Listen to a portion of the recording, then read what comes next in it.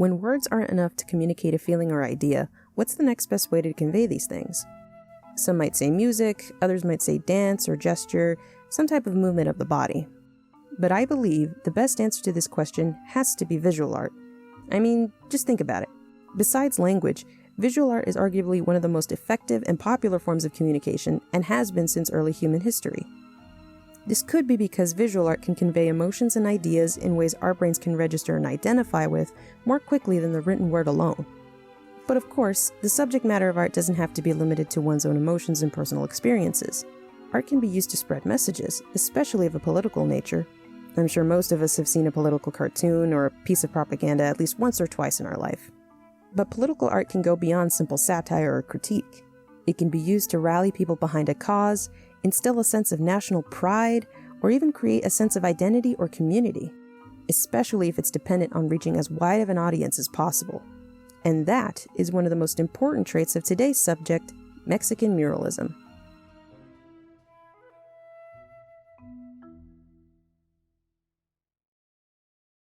Before we can talk about Mexican muralism, we have to start with the Mexican Revolution of 1910 through 1920 for a short bit. Not to be confused with the Mexican War for Independence, that happened a whole century earlier, the Mexican Revolution was a time of great upheaval and turbulence during the country's history. Prior to the 1910s, the country had been under the dictatorship of President Porfirio Diaz for over 30 years. This came to a head when a political uprising against his regime turned into a civil war that lasted a decade and eventually ended with Diaz being overthrown. Not long after, a new government institution, the Partido Revolucionario Institucional, or PRI, was put into place with General Álvaro Obregón now serving as the president.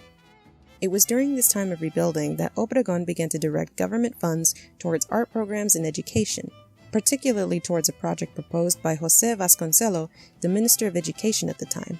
This caused a bit of concern, as according to an article by Andrew Bryden, there were some who believed that there were bigger problems to take care of, like the economy. However, Obregón felt he was investing in something both he and Vasconcelos believed to be imperative at the time, cultivating and instilling a new Mexican identity. Due to the decade-long instability and conflict, a large majority of the population were illiterate and seeking some sort of stability and comfort, a way to know that things had progressed from the decades before. Not to mention that the population itself was incredibly diverse and widespread, ranging from agrarian indigenous communities to a mestizo middle class to the wealthy European elite, though even that might be too reductive to capture the full scope of it. As such, Vasconcelos needed a way to create a sense of unity and identity by teaching the history of Mexico through a certain understanding of the past, without relying entirely on written words. And as you probably can guess by now, the solution Vasconcelos came to was through muralism. Vasconcelos began to commission artists from all over Mexico to paint murals in public spaces that would depict epic and ethereal scenes of the nation's past, present, and hopeful future. This way, people from all over Mexico could see them and understand them without needing a formal education. Despite many artists being employed at the time, we're only going to be looking at 3 in particular. Specifically, Diego Rivera, José Clemente Orozco, and David Alfaro Siqueiros, respectively. These men were known as Los Tres Grandes, or the Big Three, and they were, arguably, the most influential members of the movement. Though, even amongst the Big Three, the superstar in all the land was undoubtedly Diego Rivera, as his murals in particular tend to be the quintessential examples of the movement. My personal favorite is undoubtedly Dream of a Sunday Afternoon in Alameda Central Park. For fairly obvious reasons, if you know me. On a technical level, Rivera makes use of bright colors and flattened space to give the mural a surreal, almost dreamlike quality to it. Very fitting of the name indeed. However, it never borders on being indirect or vague, as according to an article from the Ohio State University, Rivera highly criticized abstraction because, quote, "it is a limiting art form that is only understood by few, the elite." He instead calls for an art that battles the class struggle and eliminates the bourgeoisie. And I think this mural definitely exemplifies such an ideal. It shares a hallmark trait of a lot of Rivera's works, namely depicting vast swaths of people in order to represent the diverse communities and groups that helped to shape Mexico's history in significant ways.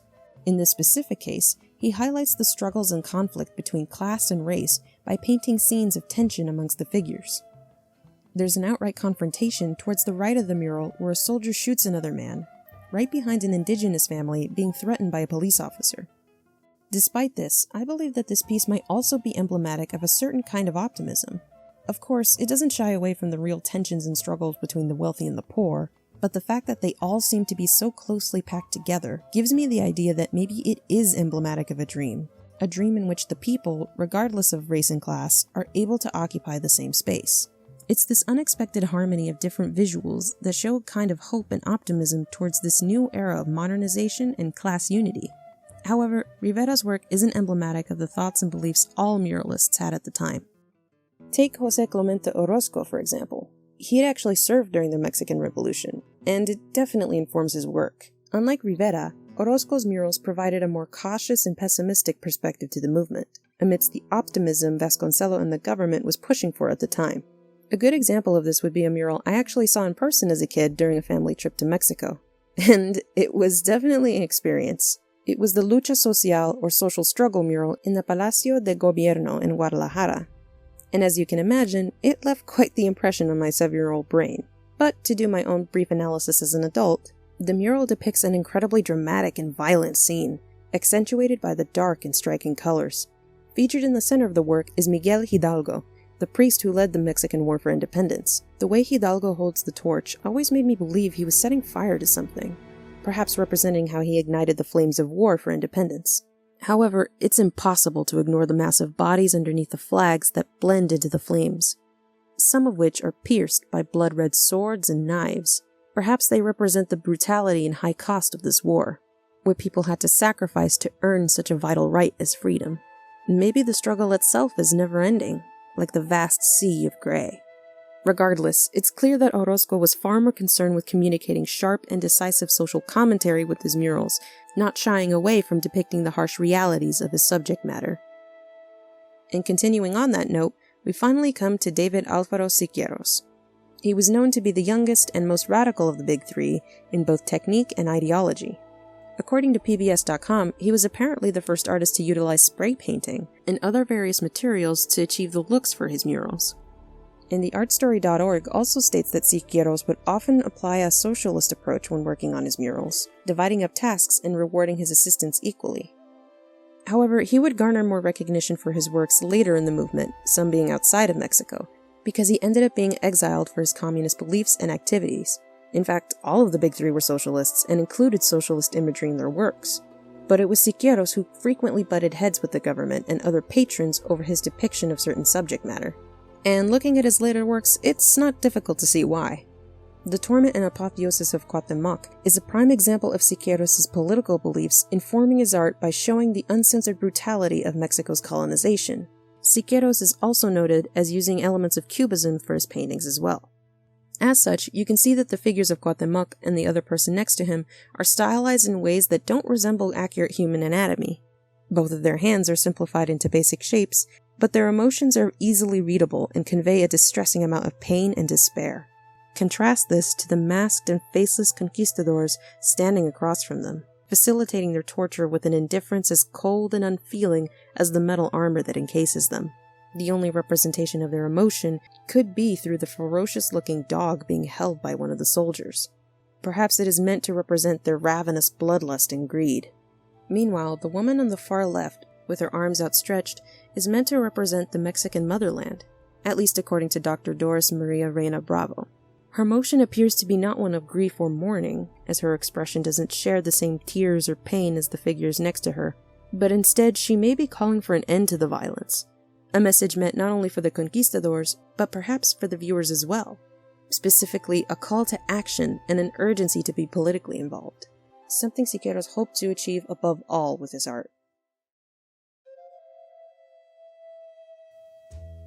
Many of the muralists, but especially the big three, believed in the power of art for revolution. To share a quote from Siqueiros, art must no longer be the expression of the individual satisfaction which it is today, but should aim to become a fighting, educative art for all. Even though the government wasn't exactly communist or socialist like the artists, by having these monumental works up on public walls instead of a canvas, there is an inherently socialist political message, a push against the elitism and classism of private art collections, a push against the classist hierarchy that the people endured in the decades before. No, this new art, from this new era was made and intended to be shared with everyone and feature everyone. In that way, it really is a wonder to see just how much these murals have pretty much succeeded in giving a visual representation of what it means to be Mexican. Not just in subject matter, but technique as well. Mural painting itself has had a long history in Mexico, dating all the way back to the Olmecs and other indigenous tribes. But now it had been mixed with a European influence through the use of fresco painting and modern art techniques like Expressionism, Cubism, and even some elements of Surrealism. It's through this blend of production that utilizes both indigenous and European techniques that the work exemplifies the mestizo, or mixed identity, by its very existence. This is supplemented even further when it comes to subject matter. The murals, by the very nature of their diverse presentation, of the beauty of Mexico and the hardship of its history, once again encapsulates that mix of the Mexican experience. Maybe that's why it was also important to have such a wide range of artists, not just the big three, to capture different aspects of Mexican culture, not specific to just one person or community. While there was a tendency to romanticize certain aspects of indigenous culture, there was also a concerted effort to let people know about the ugliness of colonialism and the injustices done to the native people. In fact, featuring indigenous and mestizo people in the art and elevating them to an equal status just after a time when they weren't allowed to be part of the conversation at all was pretty revolutionary in itself. It was a way for the government to show people that social progress was being made. Granted, again, the movement and its ideals weren't perfect. While muralism itself didn't bring the utopias that some like Rivera painted, that doesn't mean that the ideals and utopian visions of the future the murals provided aren't ones that people still look up to and want to work towards. Maybe that's the reason why a good majority of them still stand to this day. The murals must have struck some sort of chord within the Mexican people and resonated with them deeply enough to still be relevant and serve as sources of inspiration even outside of Mexico, especially with the Chicano art movement. But I think another modern example of the way muralism and public art has evolved has to be through the internet and social media. After all, it shares the same practice of putting things up on public platforms for thousands, maybe even millions to see. Heck, one could argue this video is also a part of that. I'm Mexican American myself, specifically a third-gen No Sabo kid. So, more often than not, I kinda had to teach myself about my own culture through my own research anyway. Personally, I don't have an issue with it because I'm a freak who genuinely likes learning, but TikTok brain is a thing, and with shortening attention spans, sometimes reading or even finding resources to read can be a hassle. But hopefully, through this unity of sight and sound, I can teach others like myself who aren't entirely familiar with my culture's history, this time in a unique and invigorating way. I can continue in the same vein of the muralists by making it available to as many people as possible, but also modernizing it by making it entertaining, educational, and utilizing today's technology.